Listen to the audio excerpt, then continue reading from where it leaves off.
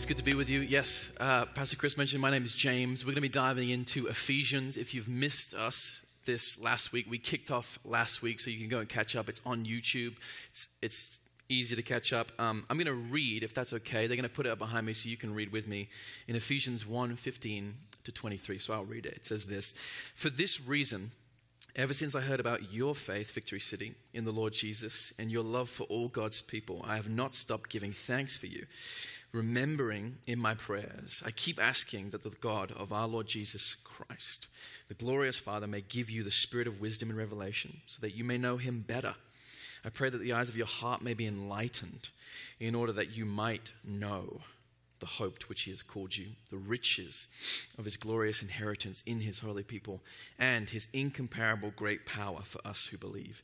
That power is the same as the mighty strength he exerted when he raised Christ from the dead and seated him as his right hand in the heavenly realms, far above all rule and authority, power and dominion, and every name that is invoked, not only in the present age, but also in the one to come.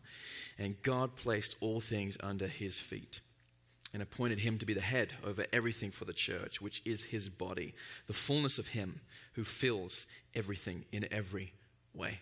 Wow, what a scripture. Well, a very warm welcome to you. As I said before, we're going to continue in Ephesians today, Ephesians 1. And we're in a series, actually. So this is not just a one-time thing. We're going to continue in a couple of weeks to look at the book of Ephesians. And if you didn't know, the book of Ephesians has been called the powerhouse by scholars of the New Testament. It's a really, really important book in not only theology, in philosophy, but in the church, in the history of the church. And so Ephesians is really, really rich. And maybe today you're wondering, well, why did we choose Ephesians? Why did we really choose Ephesians? We could have studied any book in the Bible. Why Ephesians?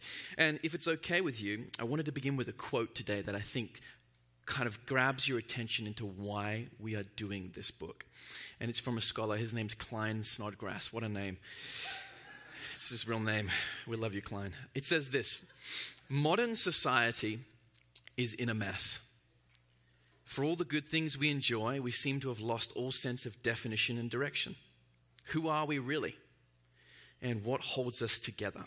We all have a need to belong, but to what? Is there anything that merits our commitment? This life is hard.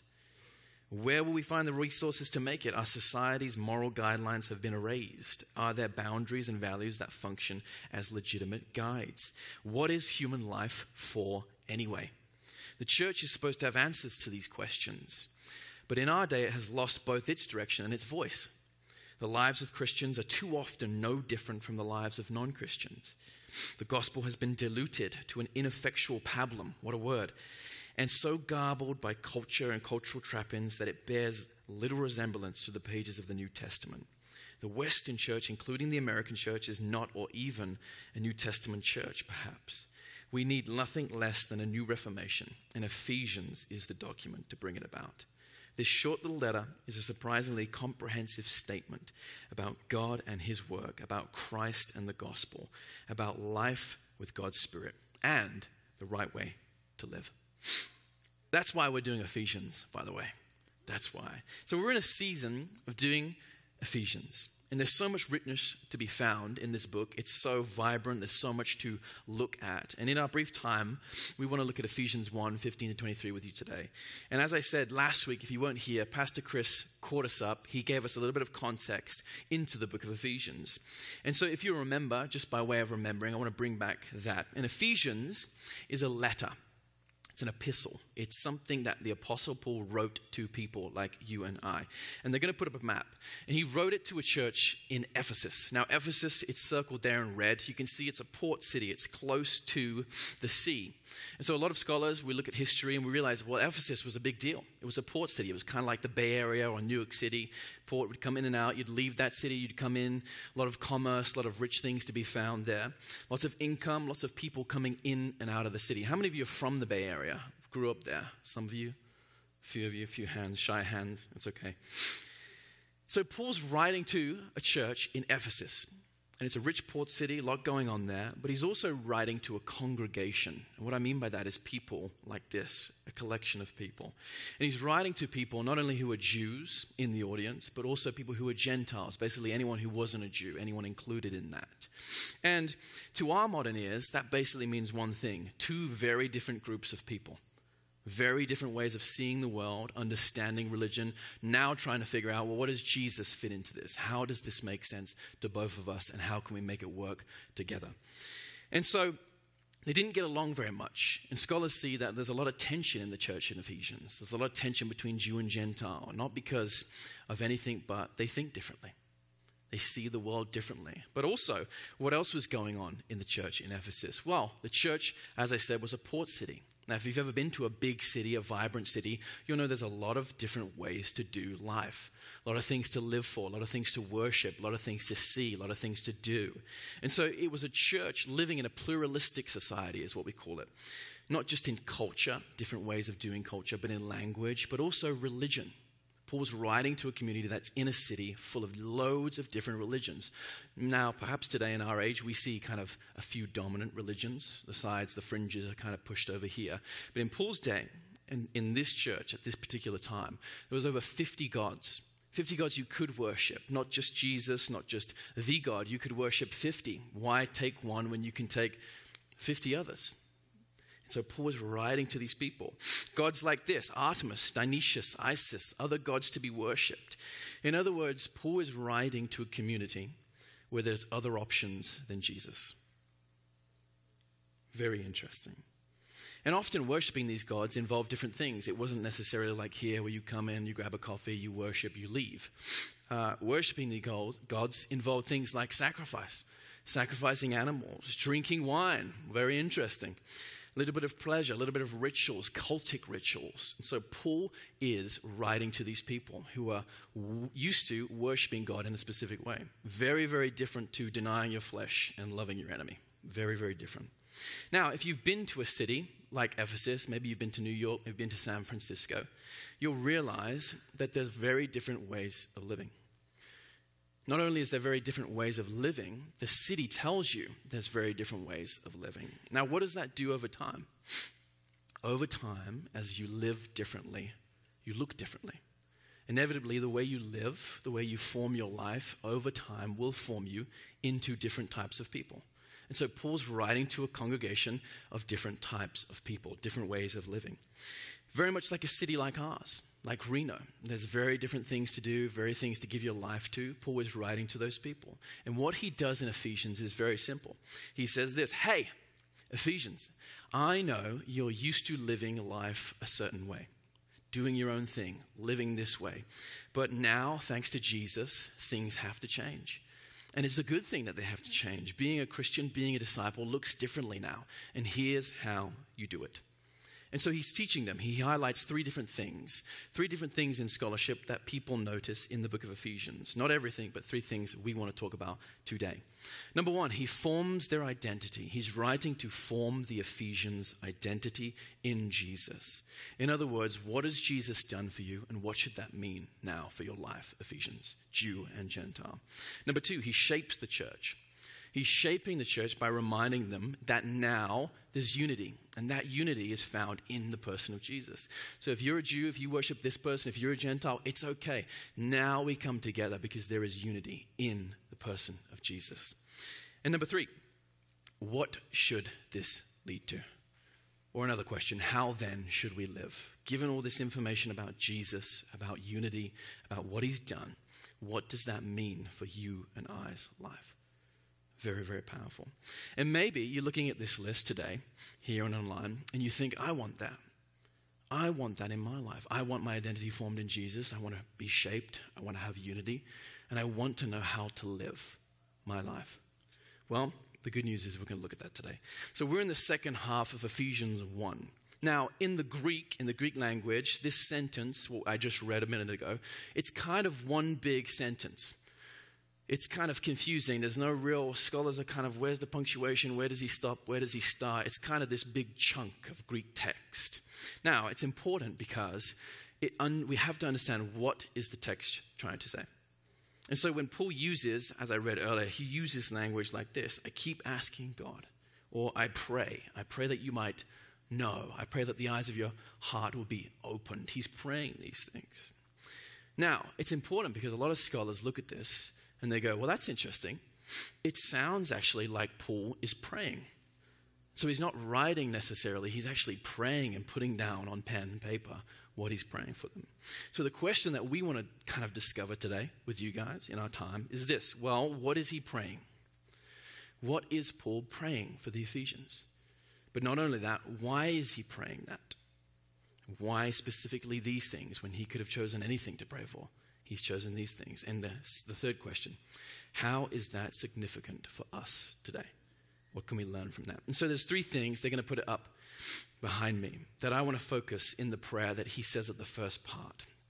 And it's this: I pray that the eyes of your heart may be enlightened, in order that you might know the hope to which he has called you. That's number one. Number two, the riches of his glorious inheritance in his holy people. Kind of a wordy sentence. Number three, his incomparable great power for us who believe. So I want to begin today with a question for you guys. What are you praying for? What are you praying for in your life?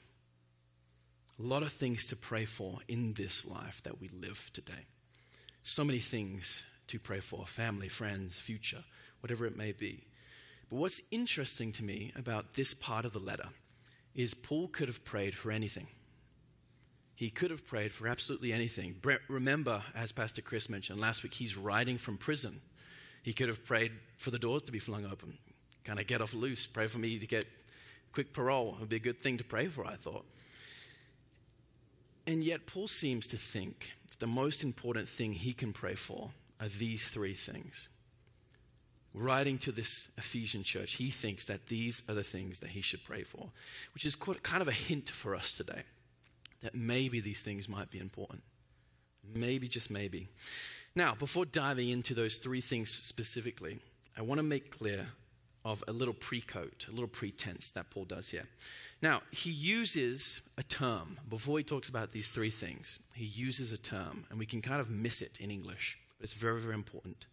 He uses this specific term, kind of like a wrapper or like a coating. Before he mentions these three things, he kind of wants to make sure that they understand this one thing.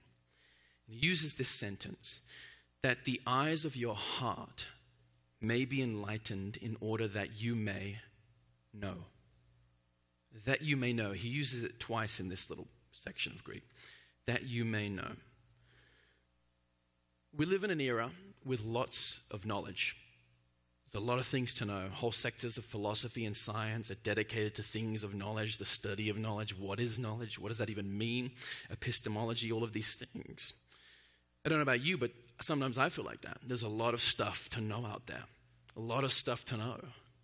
But when Paul uses this term, he's not speaking primarily about knowing just something. He's referring to a specific type of knowledge.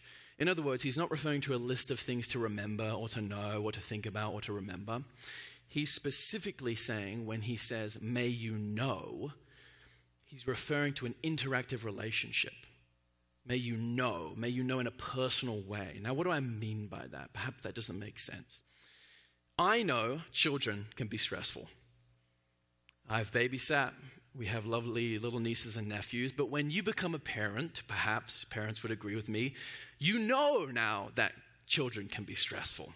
It's a different type of knowledge. Or, for example, when we were thinking about where we're going to live, Reno here, we considered the weather. We thought, where's the nice weather? And Liv told me, it's really hot in Nevada. It's really hot in Reno. And I was like, yeah, I guess I know that.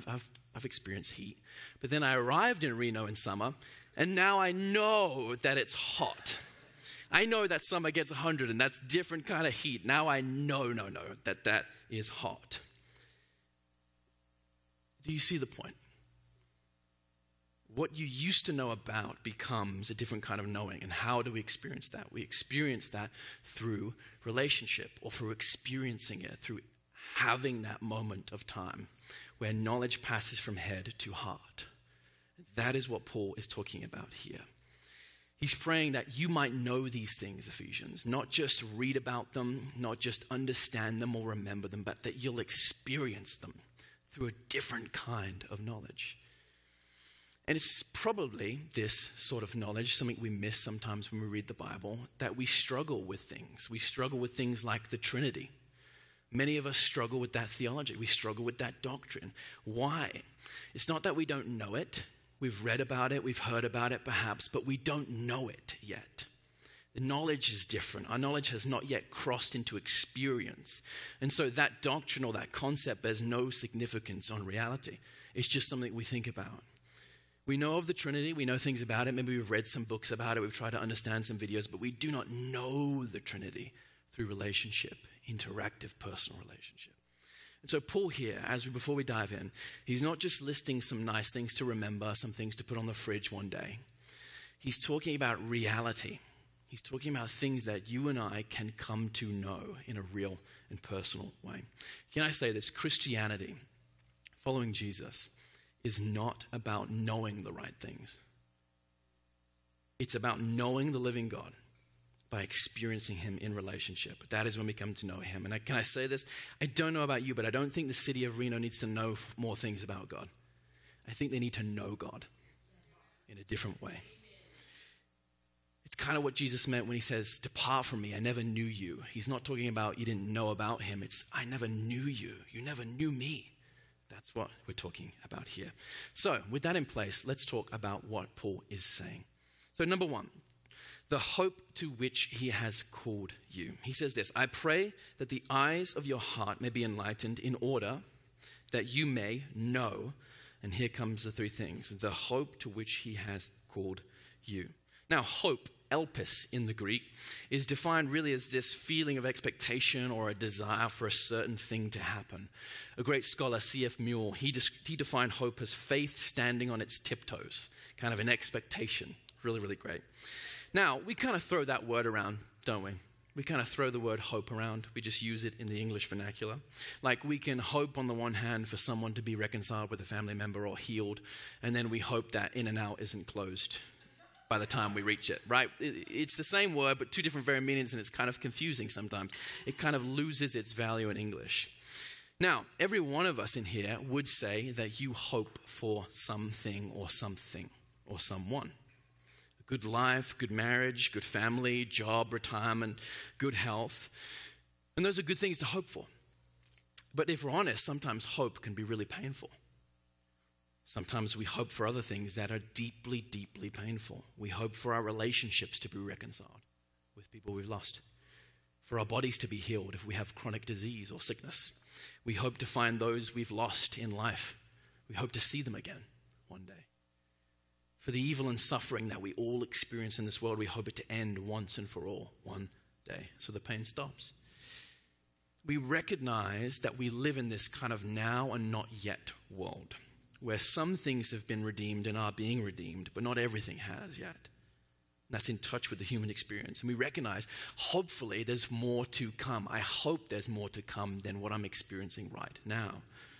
And sometimes in this now and not yet world, in this waiting, our souls can become a little bit weary, get a little bit tired. When will this happen? Could this just happen again? I'm just waiting, I'm hoping. And in suffering, in those times of waiting, we can lose hope of what God has called us to.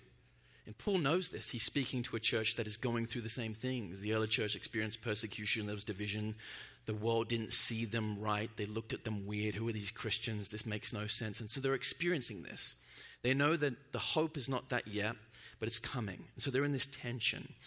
And he prays for the Ephesians, Paul, in this letter, that they might not just experience hope or know about it, but know it. And know it in a different way. So that brings us to a question. Well, what does it know? What does it mean to know hope? We may know or hope things. We hope for things. We may know about hope. We may read about it. We may have a devotion about hope. But what does it really mean to know hope? What does that mean? Many of us experience hope. We read about hope. We may even hope for hope. But to know about hope, what does that mean? In Paul, he writes in Romans, "For this hope we were saved. For in this hope we were saved." So Paul's talking about something different. He wants the Ephesians to know that they can experience hope. Not just think about it or hope for hope, but they can know the hope to which they were called. Do you know hope in here today? Are the eyes of your heart enlightened? Are they opened? Or are they a little bit closed? Has life got to you a little bit where you're just a little bit closed off? And if you're honest, has the reality of pain and suffering blinded you? Is that all you see? Hoping that everything just gets back together to the way it was, or for a change. Perhaps that's you today. And most importantly, if that is you, are you willing to see again? Are you willing to hope in hope? Are you willing to know a different hope today? That's what Paul's talking about today. It's on offer to you and me. So number 2, the riches of his glorious inheritance in his holy people. They're going to put up a slide behind me. I was reading this the other day and I thought it was very interesting. It's about inheritance. And April this year, so this was in 2024, experts at the Swiss bank, UBS, they said that during the next 20 to 30 years in life, basically next 20, 30 years, over 1,000 of today's billionaires are set to transfer their wealth to their heirs. And it amounts to $5.2 trillion over the next 2 to 3 years. So $5.2 trillion, you're like, that sounds like a lot of money. Well, let me put it in a little bit of context for you. That's more than Walmart, Tesla, Nike, and Facebook combined. And that's set to be inherited to people who it's going to be inherited by. That's some pretty big inheritances, if you ask me. How many of you are like, I'm trying to get to know those people a little bit. God, bring them in my path. I'm just kidding. What is God's inheritance? Not exactly a question you'd consider in the shower, perhaps, but what do I mean by that? Notice Paul's language here. He's praying that you might know the riches of his glorious inheritance. God's inheritance, in other words. And so what is this inheritance? Well, the cue's in the next part. His holy people. You and I are God's inheritance. We are worth so much to him. Through Christ's death and life, God has inherited us. He's won us back in some sense from sin and death. Now think about that for a moment. When perhaps you're getting into this stage of life, when you leave inheritance to your kids or to whoever you're leaving it to in a will, what are the things you're leaving people with? The things most valuable to you. The things that are the most valuable thing that you want to pass on to people. That is what an inheritance is. Now think about the language here. God's inheritance in his rich, holy people. His rich inheritance, God's inheritance, is you. It's us. We are God's inheritance. It's his holy people. The thing about this that is so impressive and so perfect is that you and I in this room today are the most valuable thing to God. You are worth so much. So much that Paul describes it as the riches of God's inheritance. He's saying to the Ephesians, I pray, not that you might know that or read that or think about that, but that you might know that, experience that in a different way. Not just read about it or sometimes feel it in worship when the songs are good, but fundamentally know that about your life. Some of you have been told you are worthless for the whole of your life. Some of you doubt your worth to God because of the things you do, the things no one sees. How could he really love me when he sees all of this? And some of you know of your worth. Perhaps you read it in devotionals, you read it from time to time. You know of it, but you don't know it yet. And what's Paul's prayer to us today? That you may come to encounter the indescribable riches of God's love for you. You are God's inheritance. But there's more Paul wants to see. He wants us to see here. Remember, Paul, as we said at the beginning, he's speaking to this diverse community. These people in here who are Jews, who are Gentiles, who are used to worshiping this God, that God. He's speaking to a different kind of people who are used to living differently, different experiences, different ways of life. So he's trying to teach them the way of Jesus. And on the one hand, he's saying to them in this, look, I want you to know, to experience that you are God's inheritance, that you are so valuable, that you are the inheritance. There's nothing more. You are it. you are the most valuable thing.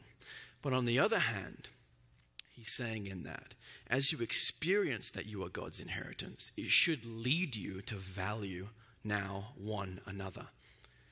And there should be unity instead of disunity. And so Paul's pointing them towards that, and he's saying, look, this is what that inheritance means. Yes, you are worth so much, but because you are worth so much, other people are worth so much to God too. And therefore, you should value one another. In some sense, he's pointing them to chapter 4, where he'll write this: may you live a life worthy of this calling. Be completely humble and gentle. Be patient, bearing with one another in love. Make every effort to keep the unity of the Spirit through the bond of peace. So what is Paul saying here? He's saying when you know that you are valuable, when you know that you are God's inheritance and how much he values and loves you, it will lead you to love and value what he values. And that is his people, his chosen holy people. It should lead us into community. Understanding that should lead us to live for one another. It's great to know how much God loves you. It really is. But when you truly understand that, when you know it, when that knowledge becomes different, it will compel you to love others, to serve them, to love them, to be sacrificial, to be in community with them. If I'm honest, and if I can speak frankly, it's why I've never understood when Christians live life on their own, when they exclude themselves from community. Can I be honest? You're missing the point. You're missing what Paul is trying to say here.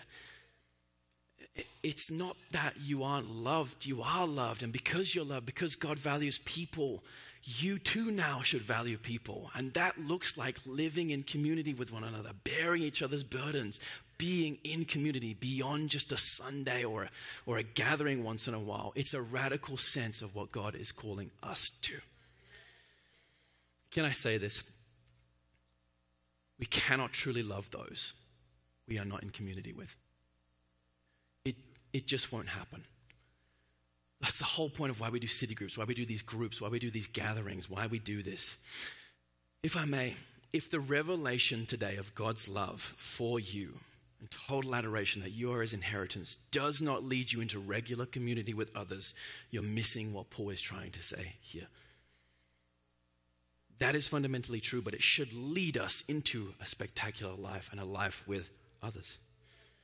Important enough to get in the way of our schedules, our plans, and valuable enough to give your time towards one another more than just Sunday mornings. Paul is painting a radical picture of community. And it starts with understanding that you are his richest, glorious inheritance. So number 3, he says this: I pray that the eyes of your heart may be enlightened in order that you might know the hope to which he has called you, the riches of his glorious inheritance in his holy people, and his incomparable great power for us who believe. Now, this Greek word is dunamis. If Pastor Jesus was here, he'd give a cheer. That's his email address. I've just given it away, sorry. Dunamis. Dunamis in the Greek, it's where we actually get the word dynamite. Dynamis, dunamis, dynamite. That's where we get that kind of sense of power, explosion. Now, that doesn't mean we go around blowing stuff up as Christians like Bruce Almighty. That's not what we're talking about here. But it's referring to a spiritual power that is available to us as Christians, as followers of Jesus, from God. Now, this will become clearer why he's using this type of language, power, strength, when he talks about Ephesians 6, the armor of God. Perhaps you've understood that, kind of gearing up for war. He's kind of hinting towards that. But again, notice the language here. His great power for us who believe. Now, most scholars recognize that in the book of Ephesians, Paul focuses on words for power more than any book in the New Testament. And almost always, when they use those words for power, he's emphasizing God's activity in people's lives. Now, the question is, what is this power? What does that power look like? Well, Paul continues. This is the power. That power is the same as the mighty strength he exerted when he raised Christ from the dead and seated him at his right hand in the heavenly realms, far above all rule and authority, power and dominion, and every name that is invoked, not only in the present age, but the one to come. So what is Paul saying here about this power for you and I? Paul wants us as believers in a diverse community, in a church, to know that this great power, the same power that rose Christ from the dead, is available for you and I, available to them. Again, not just to know about, not just to read about and write down and remember, oh, yeah, the power, but to know this great power, to experience it in relationship. And so Paul's encouraging the Ephesians. He's saying, look, that same power that raised Christ from the dead, that is above all these gods that you believe in, above everything that you've ever believed in or experienced, that same power, I pray that you might know that in your lives in a real and tangible way. When the Davis fire was going on just a couple of months ago, or a month ago, we were pretty close to it. We could see it. And we saw it on the horizon. We were like, we're probably going to lose power. And then one night, boom, the power just went out.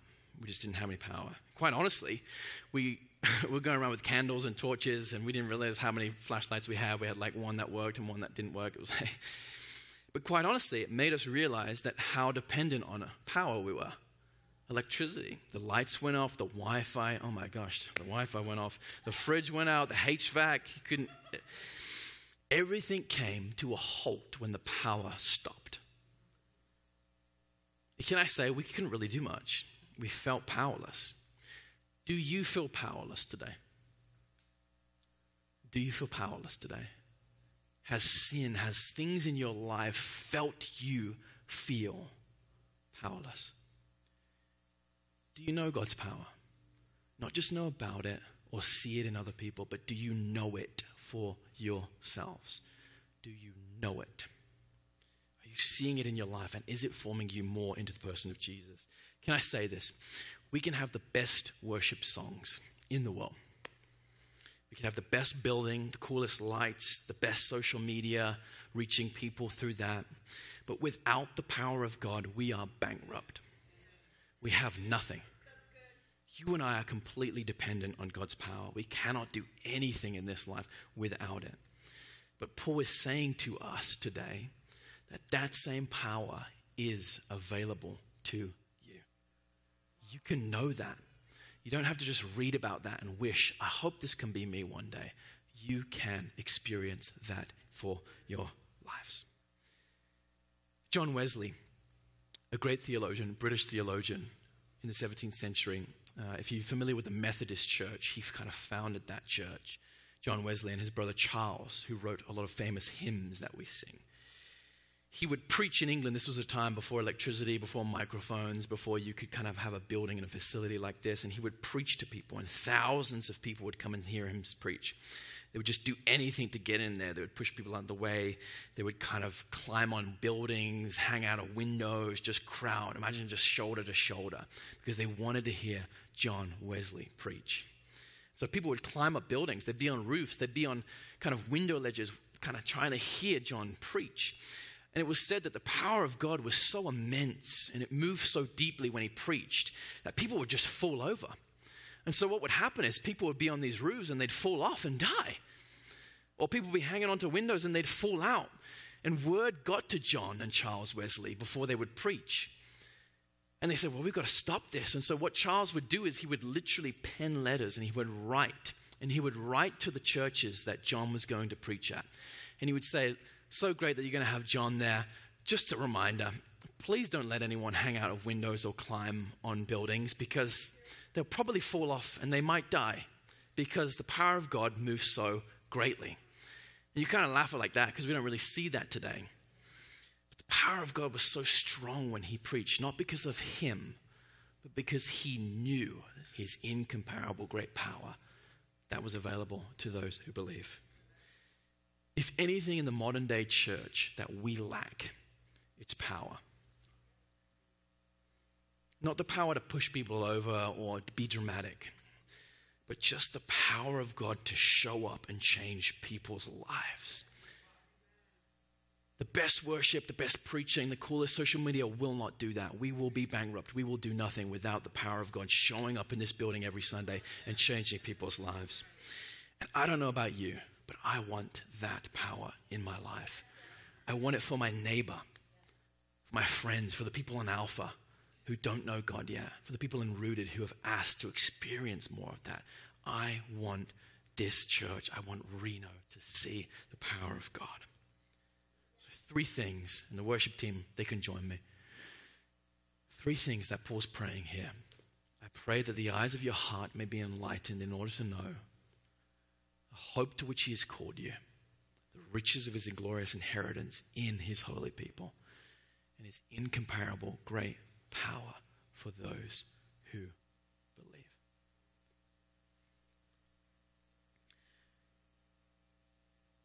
We can be another church. A lot of churches in America. We can be another church. We can be just another church in the crowd that sometimes people come to on Sundays. We can do that. Or we can learn to become and know and be the church that this city needs. We could be a church where people find hope. It could be a church where they see how valuable they are to God and they value other people around them. And we can see and experience the power of God among us. Can I say, it starts in this prayer. It starts in this prayer.